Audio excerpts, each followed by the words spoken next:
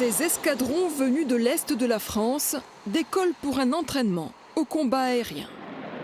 D'autres manœuvres sont prévues dans les prochains jours à bord de ces Mirage 2000. On vient ici une fois par an pour s'entraîner au tir RR, donc au tir d'un avion sur une cible aérienne. On ne tire pas sur un autre avion, on tire sur une cible qui est tractée habituellement par les Alpha Jet que vous voyez là-bas. Ces pilotes interviennent au moins une fois par semaine pour intercepter des appareils en vol qui ne répondent pas au signal radio. Le plus souvent, ce sont des avions civils qui ne respectent pas la réglementation.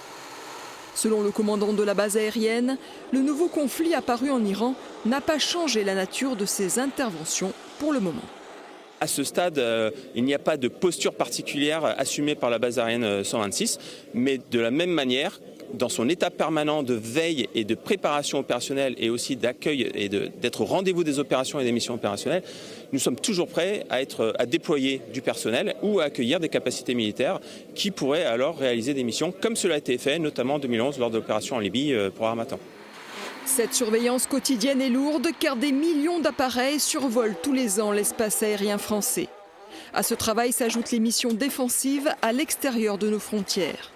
Des avions de chasse ont été déployés aux Émirats arabes unis et en Jordanie pour tenter de contenir l'agressivité de l'Iran. Finalement, l'Iran n'a pas forcément énormément de leviers d'action pour essayer d'infléchir la volonté des États-Unis notamment.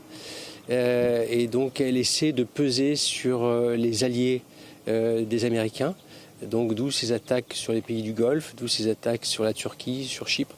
C'est utiliser notamment son système d'armes de frappe aérienne dans la profondeur pour venir finalement porter le feu ailleurs. Cette visite de ce lieu stratégique a été enrichie par la tenue de conférences où l'on apprend qu'un autre adversaire de l'Occident, la Russie, a opéré plus de 160 actions de déstabilisation sur le sol européen depuis 2021. Leur but, c'est finalement de fracturer les sociétés en jouant avec des informations ou avec des moyens cybernétiques pour amplifier ces tensions et donc jouer sur la cohésion d'une nation. Aujourd'hui, le public invité par la base aérienne était formé en grande partie d'enseignants provenant de collèges et lycées de Corse. C'est important de comprendre ces enjeux, de les inscrire dans l'histoire, dans la géographie et nous, donc d'avoir des enseignants en capacité d'expliquer aux enfants ces enjeux, donc de les éclairer. Éclairer ce tableau des conflits, c'est Vladimir Poutine qui inquiète le plus les militaires français. Dans le pire scénario établi par l'état-major des armées, la Russie pourrait agresser un autre pays aux frontières de l'Europe d'ici 3 ou 4 ans.